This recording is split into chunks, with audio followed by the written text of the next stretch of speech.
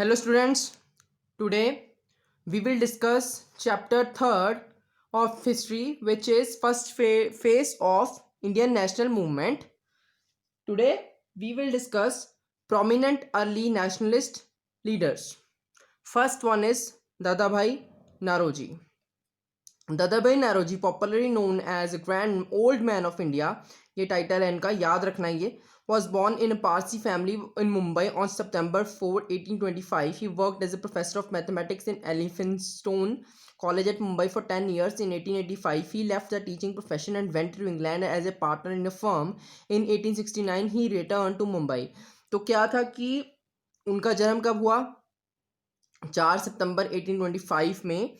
Parsi family से belong करते थे वो, ठीक है। सबसे पहले उन्होंने as a professor of mathematics work किया, कहाँ पे? एल्फिंस्टन कॉलेज एट मुंबई में 10 साल के लिए, ठीक है। तो उसके बाद ही founded the Bombay association, edited the newspaper Rast Goftar. He started a magazine Dharma Margadarshak, ये याद रखना है मैगजीन का नाम, एंड ऑल्सो ये भी याद रखना है रस्ट गफ्फोर। उसके बाद कि उन्होंने कई सारी मूवमेंट चलाई, किसके अगेंस्ट? जो वर्नैकुलर प्रेस एक्ट था उसके अगेंस्ट, और जो ज़मींदार थे जो एक्सप्लॉयट करते थे पुअर पीसेंट्स को, एग्रीकल्चरिस्ट को, मतलब कि जो फार्मर्स को एक्सप्लॉयट करते थे, उसके खिलाफ। देन अब उनके कॉन्ट्रीब्यूशंस के बारे में पढ़ते हैं। सबसे पहले India's unofficial ambassador during his stay in England, Dadabhai was looked upon as India's unofficial ambassador fighting for the cause of his country. वो इंग्लैंड में रहते रहते एक तरह से अपनी कंट्री के लिए फाइट कर रहे थे, उनकी फ्रीडम के लिए। In 1865 he founded the London Indian Society in collaboration with W.C. Banerjee to publish grievances of Indians. He was the first Indian to become the member of British House of Commons in England. वो पहले ऐसे member थे जो British parliament के member बने। Then while he was a member of the British Parliament, he brought to the notice House important matters related to India. तो जब वो मेंबर थे तो उन्होंने इंडियंस के हकों के रिलेटेड, जो राइट्स थे इंडियंस के, उनके रिलेटेड बहुत सारे मुद्दे उठाए वहाँ पे। Then he was in favor of appointing educated Indians to high post. वो इस फेवर में थे कि जो एजुकेटेड इंडियंस हैं, जिन्होंने एजुकेशन ली हुई है, उनको हाई पोस्ट दी जानी चाहिए। It was due to his efforts there in 1893 the House of Commons pass the resolution in favour of holding the Imperial Civil Services examination in England. तो उनके ये एफर्ट्स की वजह से ही जो हाउस ऑफ कॉमन्स से, जो ब्रिटिश पार्लियामेंट थी, उन्होंने क्या किया? आईसीएस एग्जाम था जो इंग्लैंड में और इंडिया में दोनों तरफ कंडक्ट करवाना शुरू कर दिया। देन 1866 में उन्होंने ईस्ट इंडियन एसोसिएशन फाउंड की, ठीक है। ईस्ट इंडियन एसोसिएशन की ब्रांचेस धीरे धीरे कहाँ पे खुल गई? कोलकाता में खुल गई, मुंबई में खुल गई और चेन्नई में खुल गई। Then role in the Congress, ठीक है। कांग्रेस के लीडर वो 3 बार बने प्रेसिडेंट, 1886 में, 1893 में और 1906 में, ठीक है। उनके अंडर बहुत सारे जो मूवमेंट्स थी वो चलाई गई, जैसे सेल्फ गवर्नमेंट मूवमेंट, बॉयकॉट स्वदेशी एंड नेशनल एजुकेशन, ठीक है। उनके प्रेसिडेंटशिप के अंडर ये सारा कुछ हुआ। Then the credit for demanding Swaraj from the Congress platform for the first time goes to him. In his presidentship address, he said that the Congress wanted self-government or Swaraj like that of the United Kingdom or the colonies. तो उनकी presidentship के under, उनके under Swaraj की मांग की गई, ठीक है। और उन्होंने ये कहा कि हमें भी सेल्फ गवर्नमेंट चाहिए, स्वराज चाहिए, जैसे यूनाइटेड किंगडम के पास है और अदर कॉलोनीज के पास है। देन आता है expose the economic ills of India, ठीक है। इकोनॉमी इतनी धीरे नीचे क्यों जा रही थी इंडिया की, इसके बारे में। As the economic thinker he came to the conclusion that the root cause for the economic ills of India was the exploitation of India by the British. तो ये तो हम सबको पता है कि ब्रिटिशर्स ने किस तरीके से इंडियंस को एक्सप्लॉइट किया, उनके रिसोर्सेज को एक्सप्लॉइट करके, ठीक है। तो Dadabhai views on Indian economy are given in his work entitled poverty and un British rule in India. His famous drain theory explained how India's wealth was being drained to England through various ways. तो उनकी एक theory थी drain theory, उसमें ये explain किया गया कि किस तरह से जो ब्रिटिशर्स हैं वो जो इंडिया के रिसोर्सेज को एक्सप्लॉइट कर रहे हैं अलग अलग तरीक़ों से, ठीक है। देन आता है Dadabhai passed away in 1917 leaving behind a lesson of selfless service to the nation. तो उन्होंने वो 1917 में उनकी डेथ हो गई और उन्होंने पीछे ये बोला कि हमें अपना काम खुद करना चाहिए, नेशन को ये चीज़ सिखाई, ठीक है। C.Y. Chintamani had rightly said the public life of India had been adorned by the galaxy of brilliant intellects and selfless patriot, but there has been in our time none comparable with। ये lines को याद रखना है, ये भी याद रखना है कि इन लाइंस को किसने बोला। ये क्वेश्चन आपका छोटे क्वेश्चंस में आ सकता है। Then Gopal Krishna Gokhale. Gopal Krishnan Gokhale was born at Kolhapur in Maharashtra in 1866. He was a professor of history and economics at Fergusson College in Pune। जब भी आप इन थिंकर्स के बारे में याद करेंगे तो आपको एक काम करना है कि थोड़ा थोड़ा उनकी अर्ली लाइफ के बारे में आपको पता होना चाहिए, ताकि जब आप कोई भी क्वेश्चन स्टार्ट करें तो उसके पहले जब वो 4 लाइन ऐड करेंगे तो आपका क्वेश्चन के जो मार्क्स हैं वो ज़्यादा बढ़ जाएंगे, चांसेस अच्छे मार्क्स के चांसेस ज़्यादा बढ़ जाएंगे। देन क्या उनका जन्म हुआ कोल्हापुर में, महाराष्ट्र में 1866 में, ठीक है। वो प्रोफेसर थे हिस्ट्री के और इकोनॉमिक्स के फर्ग्यूसन कॉलेज इन पुणे में, ठीक है। He was influenced by the ideals of justice M.G. Ranade. He joined the Deccan education society founded by justice Ranade. वो जस्टिस रेनांडे के आइडिया से बहुत ज़्यादा प्रभावित हुए और उन्होंने क्या किया, उनकी डेक्कन एजुकेशन सोसाइटी को ज्वाइन किया। Then on behalf of society he went to England to propagate Indian views before Welby commission. तो उनकी सोसाइटी के बिहाफ पर वो इंग्लैंड गए इंडियंस के व्यूज़ को वेलबे कमीशन के सामने रखने के लिए। He was awarded the title of CIE Companion of the Indian Empire. उन्हें एक टाइटल से सम्मानित किया गया, कौन सा title, Companion of the Indian Empire. ये भी याद रखना है आपको कि ये टाइटल किसको दिया गया, तो आपको पता होना चाहिए कि गोपाल कृष्ण गोखले को दिया गया, ठीक है। देन आता है Gokhale become the most popular leader of the Indian National Congress. He presided over the Varanasi session of the Congress in 1905। उन्होंने वाराणसी सेशन को होल्ड किया, प्रिसाइड किया उसके ऊपर। Having faith in British liberalism he set the goal of the Congress should be the attainment of form of government similar to which existing in self government colonies of the British empire. तो उनका ये गोल था कि हमारी भी self government हो जैसे British colonies की, ब्रिटिश एम्पायर की सेल्फ गवर्नमेंट है, ठीक है। तो अब इनके कॉन्ट्रीब्यूशंस क्या थे, सबसे पहले persuaded the British for reformers. Gokhale favour the use of constitutional means. अब कॉन्स्टिट्यूशनल मीन्स का यूज किया गया अपने गोल्स को achieve.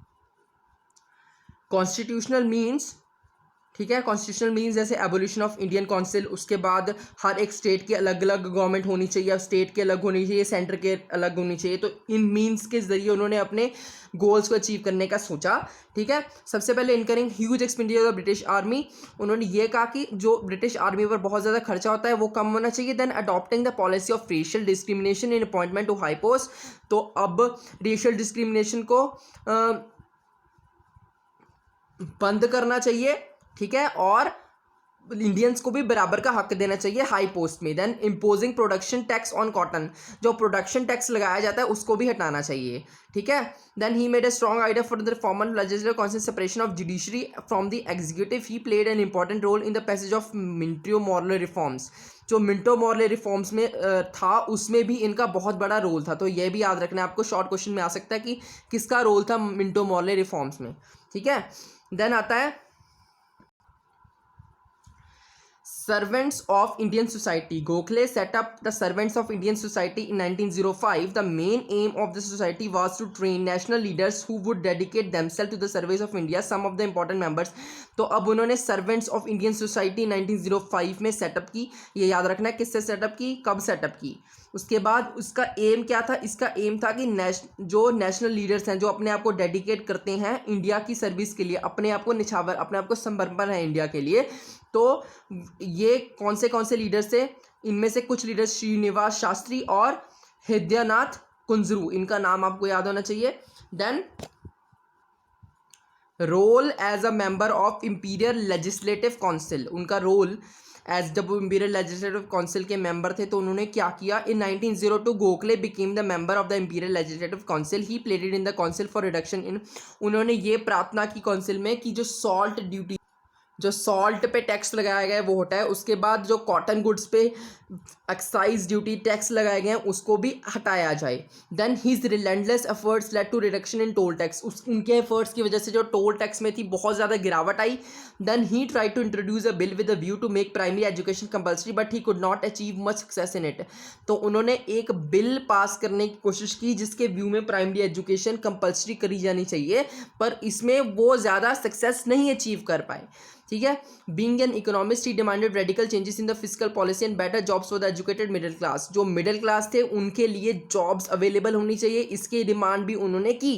Then he impressed upon the government to reduce the land revenue, जो लैंड टैक्स था उसको कम करने का भी उन्होंने एक तरह से मुद्दा उठाया। Then Gokhale and Gandhi ji, Gokhale went to South Africa where he helped Gandhi ji in his fight against racial discrimination, Gokhale ji South Africa गए, उन्होंने हेल्प किया गांधी जी को रेशियल डिस्क्रिमिनेशन के अगेंस्ट फाइट में। The credit of persuading Gandhi ji to return to India and join Indian public life also goes to Gokhale, in fact Gandhi ji accepted Gokhale as his political mentor, तो गोखले जी की वजह से ही गांधी जी इंडिया आए ताकि वो इंडिया के लोगों से इंटरेक्ट कर सकें, उनकी मुश्किलों को समझ सकें। ठीक है, गोखले ही गांधी जी जो थे वो गोखले को अपना पॉलिटिकल मेंटर मानते थे। ठीक है, गोखले जी की डेथ हुई फरवरी 15, 1915 में। देन आते हैं Surendranath Banerjee. Surendranath Banerjee was the nationalist leader, popular journalist and dedicated educationist. He was born in Bengal में जन्म हुआ 1848 में। ठीक है, वो पहले इंडियन थे जिन्होंने इंडियन सिविल सर्विस एग्जामिनेशन को क्वालिफाई किया। देन वो एक तरह से एज ए मजिस्ट्रेट काम किया उन्होंने असम में, बट वो सून उन्होंने हटा दिया गया। क्यों? क्योंकि उन्होंने रेशियल डिस्क्रिमिनेशन की पॉलिसी को अपोज किया था, उसके खिलाफ आवाज़ उठाई थी।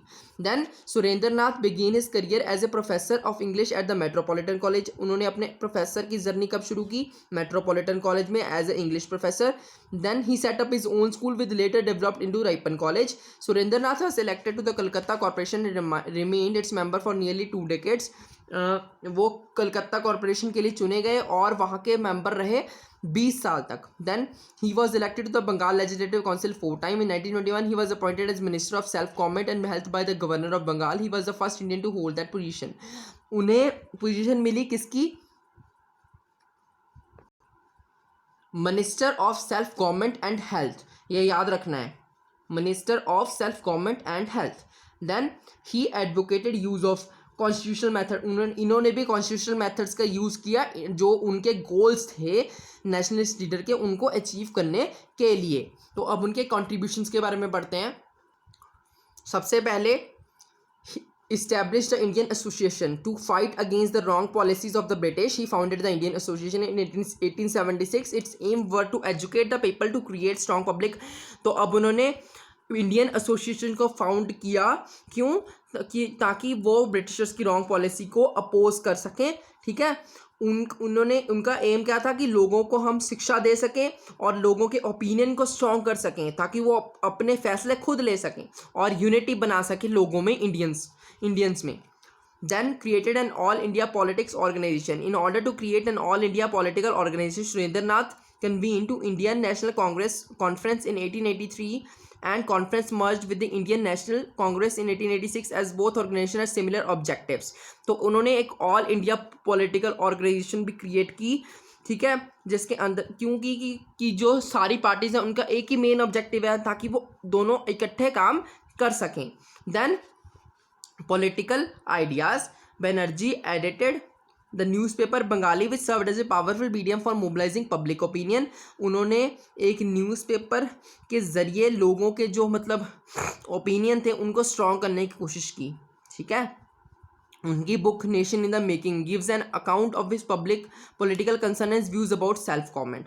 एक इस बुक का नाम याद रखना है, ये आ सकता है ये एक बुक किसने लिखी या फिर इस बुक में क्या बताया गया है, उनके व्यूज़ हैं अबाउट सेल्फ गवर्नमेंट। ठीक है, ये याद रखना है। Then Banerjee started agitation against the License Act, Arms Act, Vernacular Press Act and against lowering the age from 21 to 19 years to appear in ICS examination. तो उन्होंने एक तरह से बगावत करनी शुरू की या कैसे विद्रोह करना शुरू किया लाइसेंस एक्ट के अगेंस्ट, आर्म्स एक्ट जो पहले लगाए गए थे वर्नैकुलर प्रेस अगेंस्ट, और जो आईसीएस एग्जामिनेशन 21 to 19 ईयर्स कर दिया गया था, तो वो चीज़ के अगेंस्ट उन्होंने विद्रोह किया। Then he opposed the Morley Minto reforms of 1909 which introduced separate electorates of Hindu and Muslims। उन्होंने इस चीज़ का भी विरोध किया कि हिंदू और मुस्लिम्स को अलग अलग इलेक्टोरेट अलग अलग क्यों इंट्रोड्यूस किया जा रहा है। He also oppose the division of Bengal by Lord Curzon 1905। उन्होंने ये भी अपोज किया जो डिवीजन की गई थी बंगाल की, लॉर्ड कर्जन, इस चीज़ को भी अपोज किया। उनकी डेथ हुई 1925 में। So thank you students for today.